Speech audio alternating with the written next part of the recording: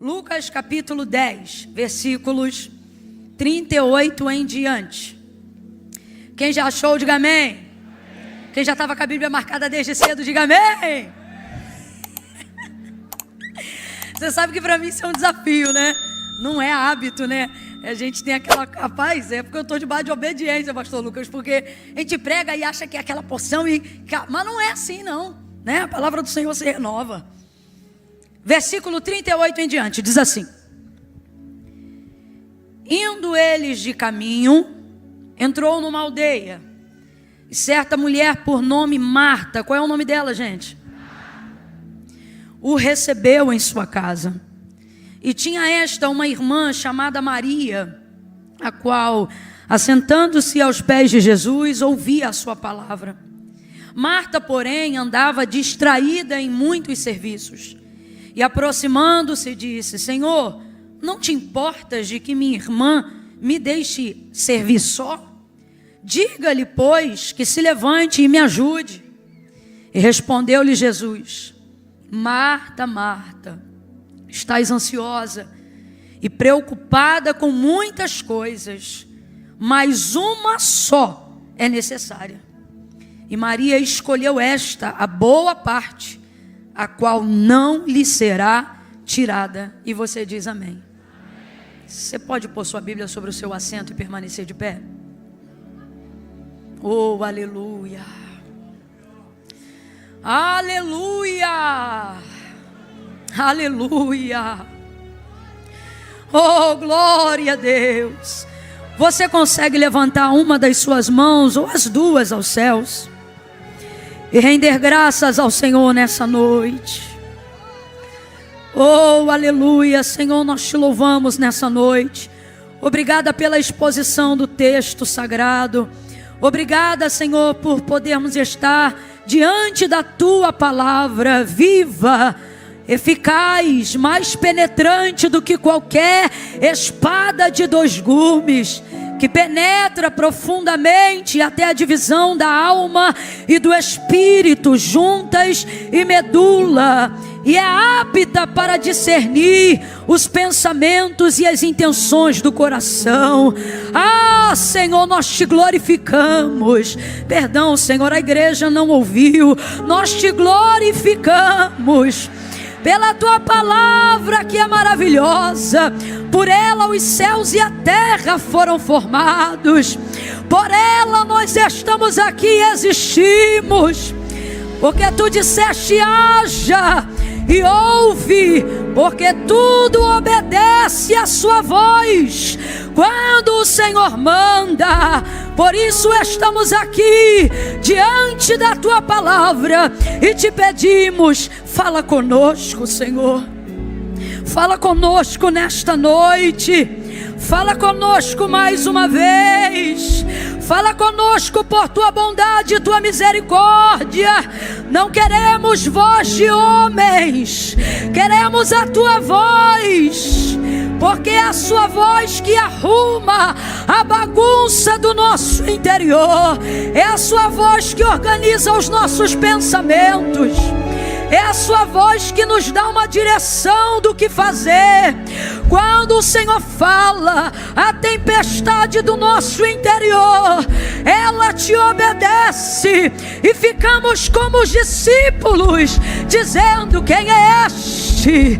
Quem é este que até o vento e o mar?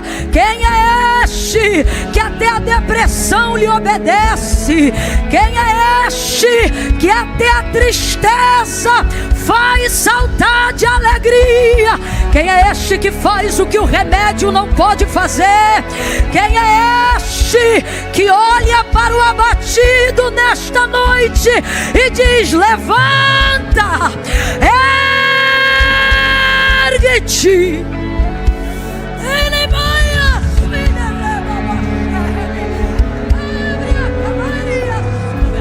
O teu Espírito se move em nós nesta noite. Tu tens liberdade. Fala, fala e faz. Faz como tu queres. Faz como tu queres. Dá ordem. dá ordem, estabelece os teus decretos. Alcança-nos, alcança-nos por dentro, alcança-nos por dentro. Toma a nossa mente, incline a sua cabeça, entregue a sua mente. Toma a nossa mente, Senhor, em tuas mãos nesta noite. Alinha a nossa mente e o nosso coração à compreensão da tua vontade. Alinha espírito, alma e corpo nesta noite e coloca para bater em retirada neste alinhamento as dores no corpo, fibromialgia, doenças psicossomáticas. Nós te denunciamos, nós te expomos agora em luz diante da verdade que liberta. Oramos sobre a palavra, porque a tua palavra diz: conhecereis a verdade e a verdade vos libertará. Liberta, Senhor, liberta, Senhor, liberta-nos de nós mesmos, liberta-nos de nós mesmos. Move por dentro, por favor, Senhor, por favor, nós te suplicamos, tem misericórdia. Vamos, clame pela misericórdia do Senhor. Tem misericórdia, Senhor.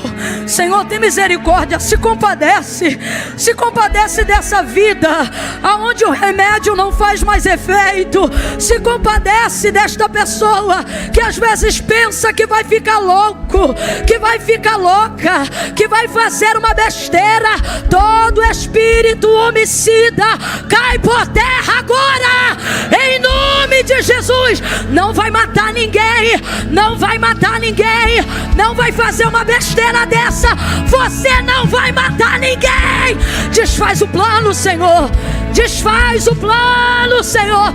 Espírito de morte, nós te repreendemos pela segunda vez neste dia. Vai batendo em retirada. A vida dele não é teu lugar, a casa dele não é tua morada.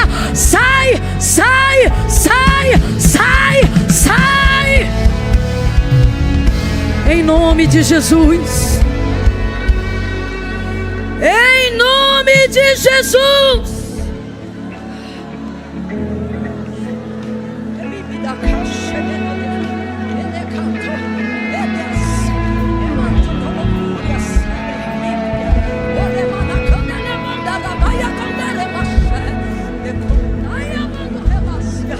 Senhor, essa é a nossa oração, a nossa súplica nessa noite de domingo, o nosso clamor. Esse é o nosso clamor, esse é o nosso clamor. Ouve o nosso clamor, o nosso clamor, o nosso clamor. Por favor, Jesus, por favor, que a tua palavra faça o que lhe apraz.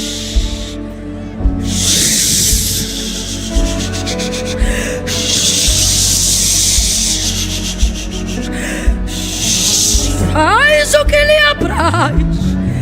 Tu tens a liberdade, Espírito Santo, Espírito Santo de Deus.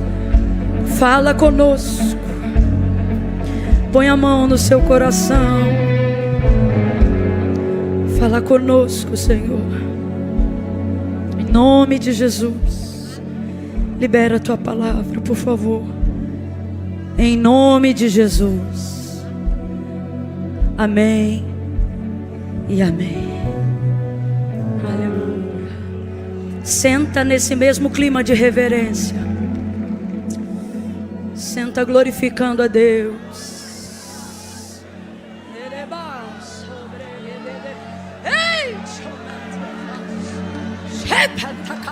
Jesus, está saindo, viu? Está saindo, aonde houver uma porta aberta nessa igreja, está saindo todo espírito que entrou embutido para te entristecer. O domingo era como se já fosse o dia em que te oprimisse, sabe? Para segunda começar pesada. Vou voltar de novo para aquela vida, para aquele lugar, para aquele jeito. Mas não, esta segunda-feira não vai ser assim. Não, ser assim. Não vai ser assim. Não vai ser assim.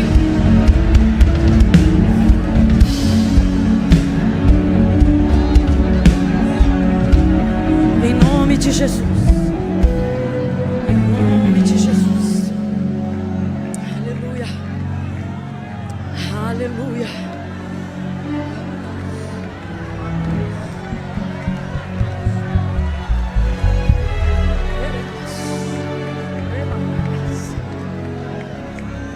Aleluia.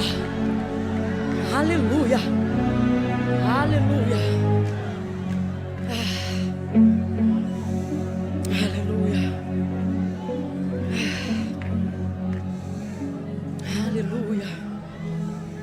Aleluia. Aleluia. Aleluia. Aleluia.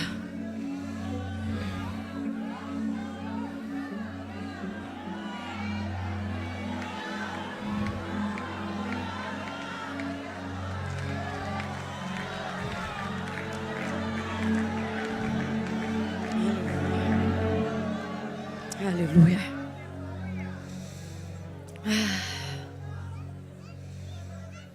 Aleluia. O texto que acabamos de fazer menção aqui nessa noite carrega algumas verdades que promovem em nós tanta empatia, sabe? Tanta comunicação entre nós e essas pessoas, tanta semelhança. Principalmente sobre a pessoa de Marta. Principalmente sobre a pessoa de Marta. Marta era uma mulher de muita influência e a gente sabe disso porque você vai perceber que o texto aponta um protagonismo para ela. Ela, abaixo de Jesus, é claro, ela é a pessoa que inicia aqui a narrativa com o maior protagonismo do texto, porque ela tinha o governo da sua casa, o governo da sua família. Apesar de serem 3 irmãos, Marta, Maria e Lázaro, Marta tem esse apontamento, né? Eu me lembro que, você vai lembrar comigo, que quando Lázaro, o irmão dela, morreu, Jesus chegou 4 dias depois e antes mesmo de entrar na aldeia de Betânia, Marta teve informação de que ele estava chegando e ele saiu ao encontro. Olha como ela é bem relacionada, olha como ela tem influência sobre a comunidade local, olha como ela exerce um nível de controle muito grande, não só sobre as coisas que acontecem com ela, mas principalmente com as coisas que acontecem ao seu redor. Uma outra coisa importante que a gente precisa refletir sobre Marta é que o nível de angústia, tribulação, distração, cansaço, estresse que Marta vai viver nesse episódio ao receber Jesus em sua casa não é o tipo de coisas que são conferidas às pessoas alienadas. Se você prestar atenção, você vai ver que o versículo 40 diz assim, ó: Marta, porém, andava distraída em muitos serviços. Não é distraída na casa da vizinha, não é distraída falando mal dos outros. Você está entendendo? Não é distraída o dia inteiro no WhatsApp, não. É ocupada, fazendo coisas que ela considerava serem urgentes, relevantes para aquele momento da vida dela. Afinal,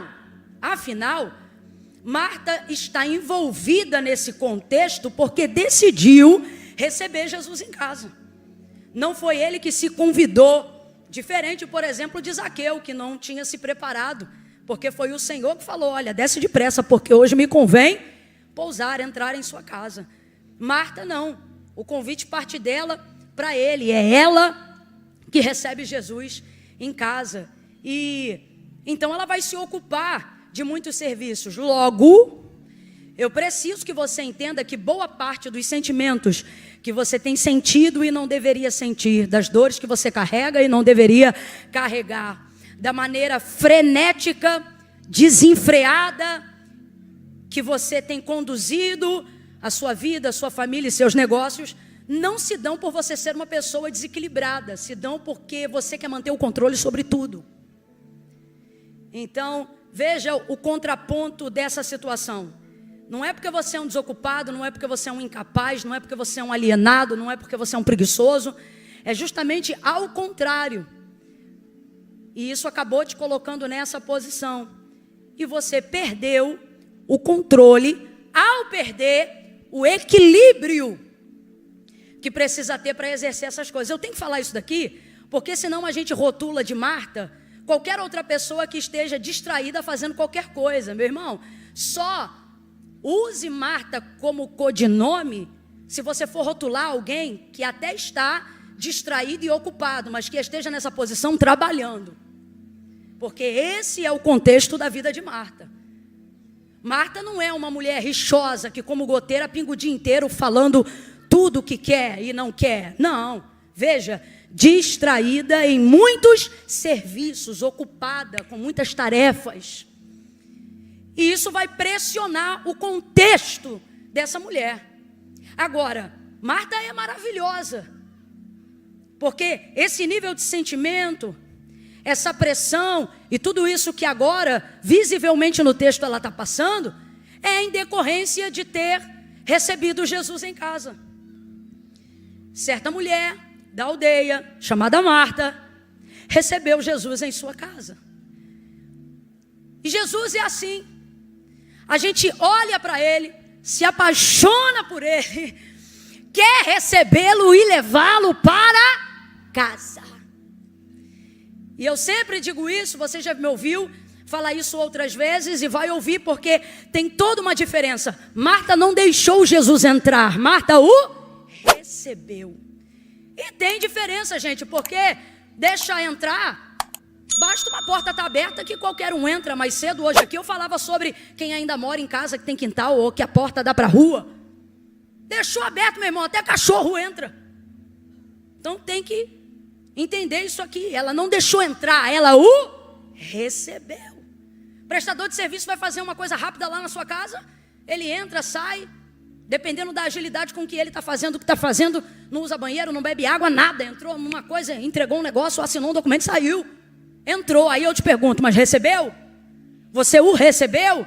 Não, não, e é isso que você precisa entender. Você deixou entrar, e do mesmo jeito que você deixou entrar, você deixou receber. É como? É acomodar aquela pessoa dentro de um contexto que ela não tenha vontade de ir embora, de sair. É uma mesa posta, é um café, é um almoço, é um negócio que ela quer comer, é uma água que você oferece para ela beber, é a limpeza de um banheiro para que ela tenha conforto em usar. Então, receber dá trabalho, receber Jesus gera uma demanda. E a maioria das pessoas que não querem essa demanda, mas querem Jesus, veem ele entrar por uma porta e sair pela outra. E esse contexto aqui, ele é muito real. Você vai perceber, por exemplo, que a mulher pecadora vai entrar na casa de um fariseu chamado Simão, e porque Jesus estava lá dentro, ela entra também dentro dessa casa, aquela que derrama um vaso de puro nardo, sabe? Só que Jesus está na casa de Simão, mas Simão não soube recebê-lo. E como que a gente sabe disso? Porque essa mulher que não era da casa, quando chegou na casa, derramou esse óleo perfumado, enxugou com os cabelos, porque ela chorou sobre os pés dele com as suas lágrimas. E aí Jesus vai olhar para Simão, que está vendo a cena da recepção daquela mulher pecadora diante de Jesus, e ele vai pensar assim, o Simão, que é o anfitrião da casa, que deixou entrar mas não recebeu, ele vai dizer assim, pensar, se fosse profeta de verdade, saberia quem é e qual lhe tocou. Ele saberia que essa mulher que está tocando nele é uma pecadora. Aí Jesus diz assim, Simão, uma coisa eu tenho a dizer-te. Ele diz, dize-a, mestre. Ele diz, eu entrei em tua casa e tu não me recebeu com um beijo. Eu entrei em tua casa, tu não me ungiu com óleo. Eu entrei em tua casa. O que ele está dizendo? Aqui eu não fui recebido por você, aqui eu só. Mas esta, agora tu vê, quem não morava lá, recebeu ele. Porque a recepção não tem a ver com a porta pela qual a pessoa passa, mas a maneira como ela é acolhida aonde ela está. Aí Jesus vai olhar para essa mulher que estava realmente nessa condição e vai dizer, mas esta, desde que eu entrei, ela não cessa de me beijar os pés, ela me ungiu com óleo, ela me regou com lágrimas, ela secou os meus pés com seus próprios cabelos. Então veja, uma coisa é deixar entrar, outra coisa é receber. Marta não é como Simão. Marta recebe. Ela não quer só Jesus, ela está disposta a assumir a responsabilidade que vem junto com quem quer tê-lo na sua vida. Receber Jesus é ter que pegar uma casa que é sua, uma família que é sua e deixar ao serviço dele. E aí agora, no meio dessa ocupação totalmente atarefada, ela está nesse contexto, oh Jesus, atribulada, aflita que só. Olha a situação de Marta, gente. Ela quer receber Jesus, mas só que Jesus não anda sozinho. Jesus não anda sozinho. Quando ele queria ficar sozinho, o texto diz que ele tinha que se retirar, por vezes até se esconder, para que ele pudesse ter um momento a sós de oração com seu Pai que está no céu. Jesus estava sempre acompanhado. Eu costumo dizer que quando ele não estava com ninguém, ele estava com 12. Sem contar a multidão que afluía, como diz Lucas, aonde quer que ele passasse. Então veja, ela quer receber Jesus. Só que Jesus vem acompanhado. Meu Deus. Jesus não vem sozinho, gente. Jesus vem acompanhado. E a verdade é que a gente não se apaixona pelo próximo, a gente se apaixona por Jesus. A gente não quer um envolvimento com quem anda com ele, a gente quer ele. Vamos falar a verdade? O convite que a gente faz para ele. O desejo que a gente tem é por ele. Receber é ele. Vamos falar bem rasgado aqui, que é para todo mundo entender. Muitos querem Jesus, mas não querem a igreja. Quer Jesus, mas não quer os irmãos. Quer Jesus, mas não quer o pastor. Quer Jesus, mas não quer conjunto de normas. Quer Jesus, mas não quer corpo de Cristo. Só que o corpo é chamado de Cristo porque Cristo é o cabeça. Aí a gente pensa assim, eu quero cabeça. E tu já viu cabeça fora do corpo, menino? Quem quer Jesus vai ter que estar disposto a lidar com a demanda que entra na casa quando ele entra também. E essa é a parte mais complicada do processo. Porque nesse mesmo capítulo, Jesus acabara de falar com um homem que desejava servi-lo mais perto. E aí, Jesus vai dizer para ele, cumpre o mandamento. Tu cumpres o mandamento? Amarás o Senhor teu Deus de todo o teu coração, com toda a tua alma, de todo o teu entendimento, e ao teu próximo, como a ti mesmo. Aí Jesus vai dizer assim para ele, vai contar uma parábola. Por quê? Porque ele vai perguntar assim, quem é meu próximo? Aí Jesus vai dizer assim para ele, um homem foi espancado na beira do caminho. Passou o sacerdote, viu este homem e passou de largo. Depois dele passou também um levita, alguém que acreditava-se, né? São pessoas cujo cargo deveria inspirar cuidado ao próximo, mas passou também de largo e ignorou ele. Então passou um samaritano, um bom samaritano.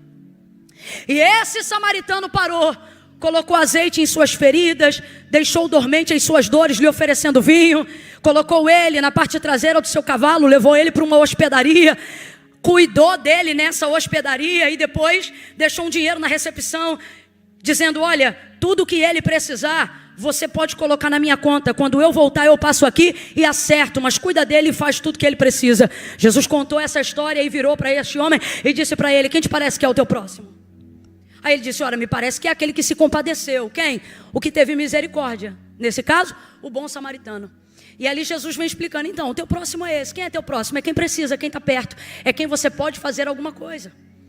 Então, é impossível tirar esta referência, gente. Qual? De querer Jesus e não querer se relacionar com o próximo. A palavra do Senhor é muito clara acerca disso e ela diz assim, olha, se você diz que ama a Deus, a quem nunca viu, odiando o teu próximo, você é mentiroso. Porque como pode amar aquele a quem nunca viu e não amar quem é a sua imagem e semelhança? Então decide, ou você não conhece a Deus, ou você não ama seu próximo, porque as duas coisas não podem caminhar juntas. Camille, o que amor tem a ver com esse contexto? Tem a ver com todo o contexto da carga emocional que você está carregando na sua vida hoje. Esse estresse, essa falta de empatia, essas dores, essa vontade de vencer na vida, que só coloca você para se tornar um ativista, seja religioso ou seja escravo do dinheiro lá fora. Por que que isso acontece, gente? Porque não há mais espaço no nosso coração para ocuparmos-nos de maneira saudável com as demandas de quem está ao nosso redor. Desenvolvemos a ideia de que é possível viver Deus, ser salvo, sem me preocupar em absolutamente nada com a circunstância das pessoas que estão ao meu redor. Então eu vivo para mim, eu canto para mim, eu prego para mim, eu tenho ministério para mim, vou à igreja para mim. Quantas orações você fez pela sua família hoje?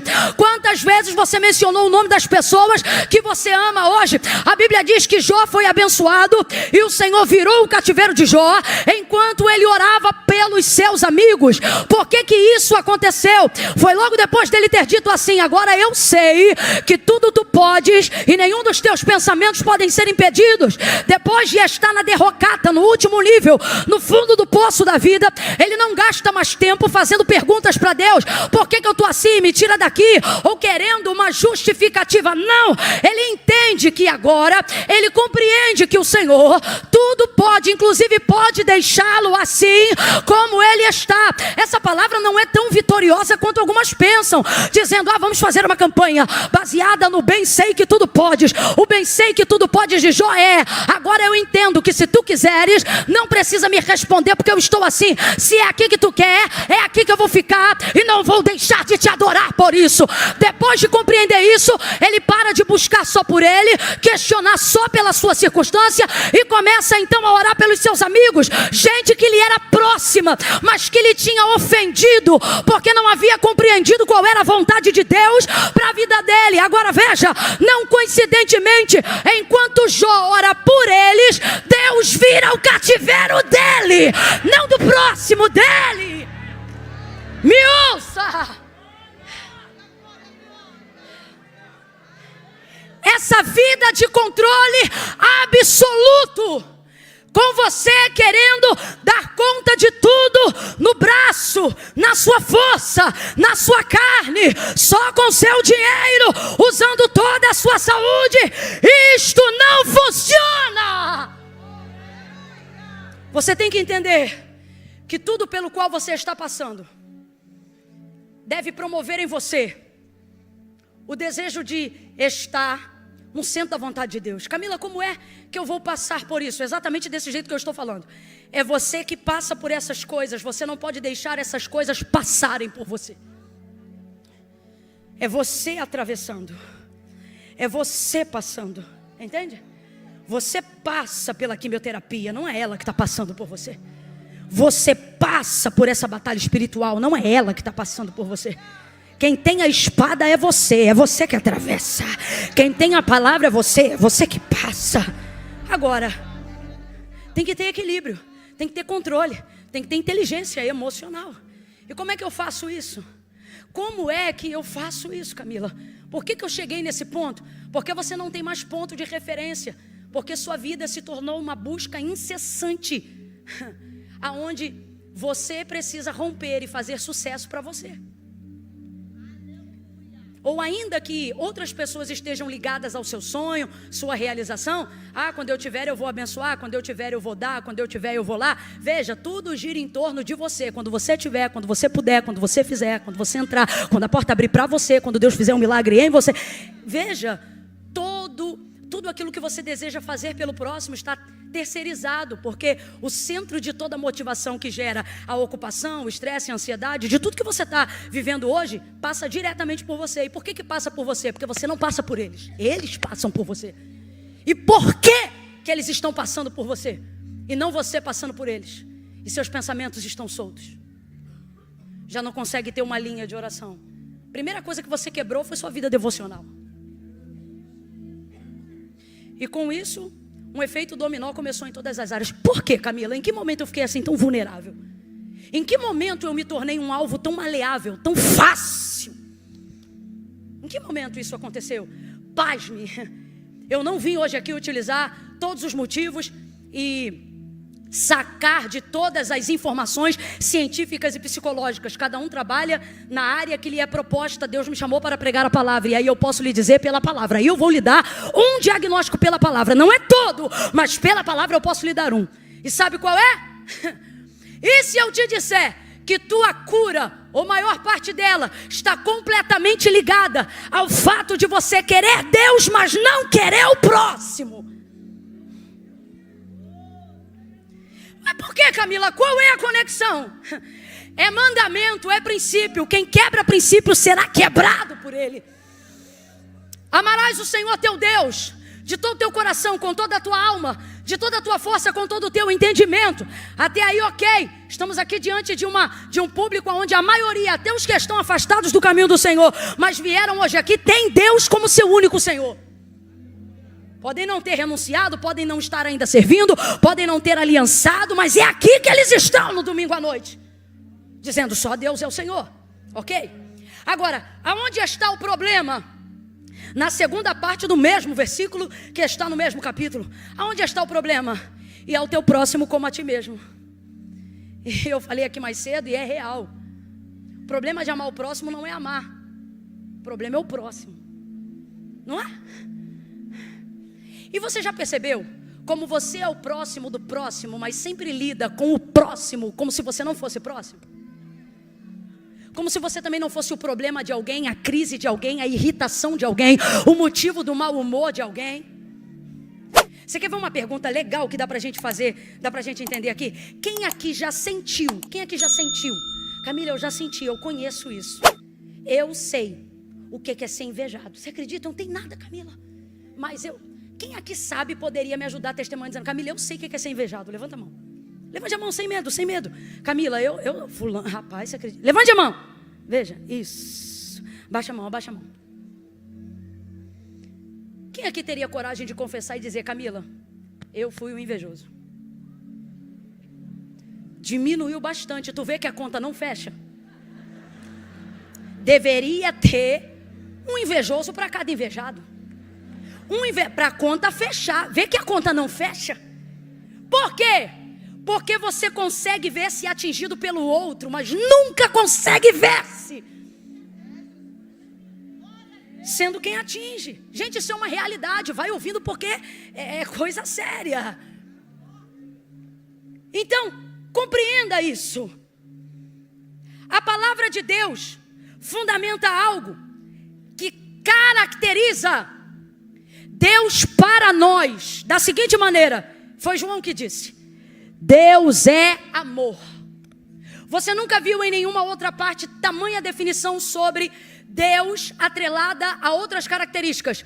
Deus é perdão, Deus é misericórdia, Deus é tudo isso, e a gente sabe, Deus é maravilhoso e tal. Mas essa definição aponta para o caráter existencial de Deus na nossa mente. Ou seja, o que devemos ter como primazia de quem Deus é. E aí veja, Deus é amor. Completa aí para mim, por favor. Deus é? Vamos. Deus é? Deus é amor. Muita coisa em você que está para ser curado esses dias não será pelo remédio. Pode ter certeza do que eu estou te falando. Vai ser quando você receber um batismo de amor. O glória a Deus diminui porque você não acredita mais na força do amor. E quem não acredita na força do amor não está desacreditando de um sentimento, está desacreditando do caráter que move Deus entre nós.